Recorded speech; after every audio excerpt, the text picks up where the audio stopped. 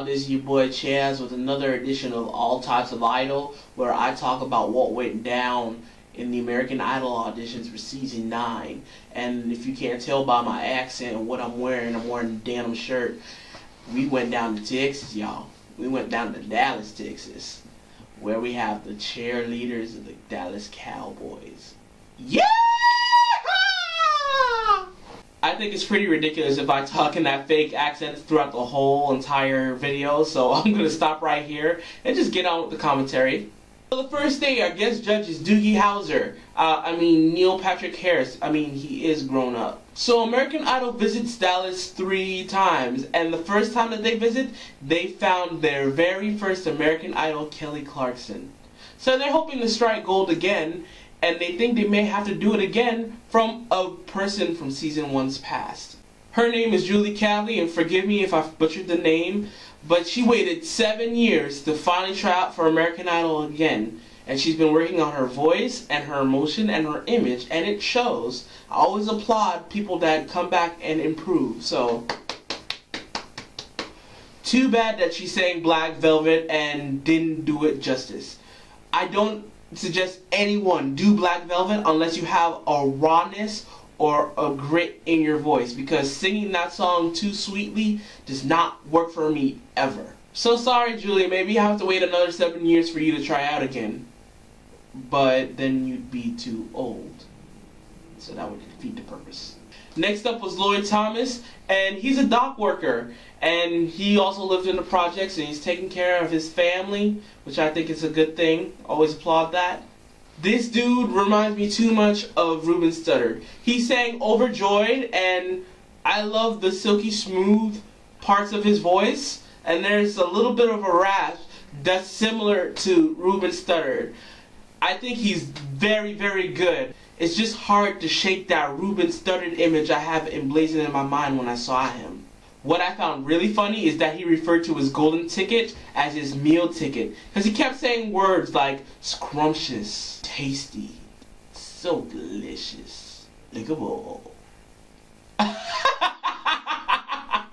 Somebody tell me what's with all these guest judges giving it to Simon. First Victoria Beckham, now Neil Patrick Harris. But you know what? This time I'll put my money on Neil Patrick Harris, because this guy can do everything. So he could probably kick Simon's butt too. So next up is Kim Carver, and it seems like we have a running theme of jazzy girls making it to Hollywood, because she's no exception. She sang one of her original songs, and I gotta admit that original song is very catchy, very free-flowing, and I love the dynamics she added into it. She has a nice jazz voice, but there's a lot of soul behind it too.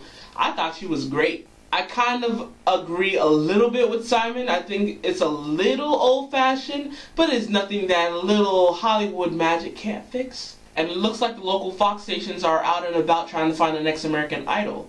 Actually, this year when I went to Orlando, Fox Orlando actually interviewed me and asked me to sing, and I've been ever since trying to find that clip, because I can't find that clip. So anyone can find that clip for me, you get brownie points from me. One of those people filmed was a guy named Dexter Ward, and I'm sorry, when I saw this guy, all I could think about is what my name is. Shout it. The winking got on my nerves.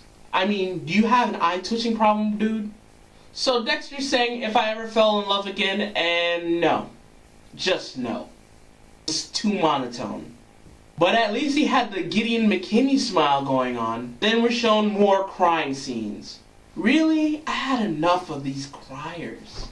Possibly my favorite performance of the night comes from Erica Rhodes. Now, when we saw this girl pimped in the commercials, I've been thinking to myself, where have I seen this girl before? I swore I have seen her. And then it came clear to me. She was a Barney kid. Who knew? Barney is a dinosaur from our imagination, and when he calls, he's what we call a dinosaur sensation. What I found really funny is that she came in a dominatrix outfit and a whip. Whip it good! Ow! So she sang a little bit of the I Love You song, and I thought she had a good voice. We'll see when she sings a regular song. So she sings Free Your Mind, and perfect perfect outfit to wear to sing Free Your Mind. Now her voice reminds me a lot of Michelle Williams. It's a good voice. It's kind of thin and airy at times, but it's a good voice. I feel that she's more suited towards a group, just like she was in Barney when they sang in a group. I still kind of feel that way and don't feel that she's strong enough as a solo artist. I love her personality. She's spunky. I like that. So she makes it through to Hollywood. And remember, kids, Barney loves you. Next up was Dave Pittman, and this is an idol fantasy come true because I've been waiting for somebody with Tourette's to audition for American Idol, and I thought that was cool that he could sing without the Tourette's affecting him, because that was one thing I was worried about. Dude sang Bring It On Home to Me, and he has a very good voice. I love his tone. It's the only thing about it, I wish there was a little bit more emotion behind it, but I thought he was great. So after day one, there's a celebration going on, and I had to laugh because this one girl came out with a golden ticket and she tripped on her heel and fell on her face. I'm sorry, I find that so funny because you're trying to keep your composure while showing off that you won a golden ticket. So the fall on the ground was hilarious. I'm sorry. So on day two, Neil Patrick Harris got replaced by Joe Jonas of the Jonas Brothers. I can hear the little girl screaming right now. Ah! It's Jonas! Ah! First to the audition of the day is Todrick Hall, and he sang one of his original songs about the American Idol judges. Now, I was rolling my eyes when I heard that, but actually his song is very catchy. I like it a lot. Oh yeah. Oh yeah. Stu got an amazing voice. It's a shame that he didn't pick a song that really showed off his voice more. Dude can sing. There's something about him though that I don't quite like, and I can't put my finger on it. So Todrick flips his way on to Hollywood, and I guess I'll see him there. And now they're finally showing good audition montages for a change. Woo! Yes!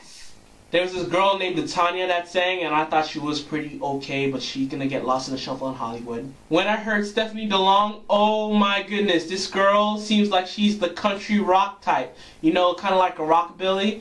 I love that. I have a feeling she's gonna be refreshing. I like her tone of her voice. Next up was Megan Wright, and she brought her little brother for some support for American Idol. She sang To Make You Feel My Love in front of the judges, and I love this girl's vulnerability when she sang.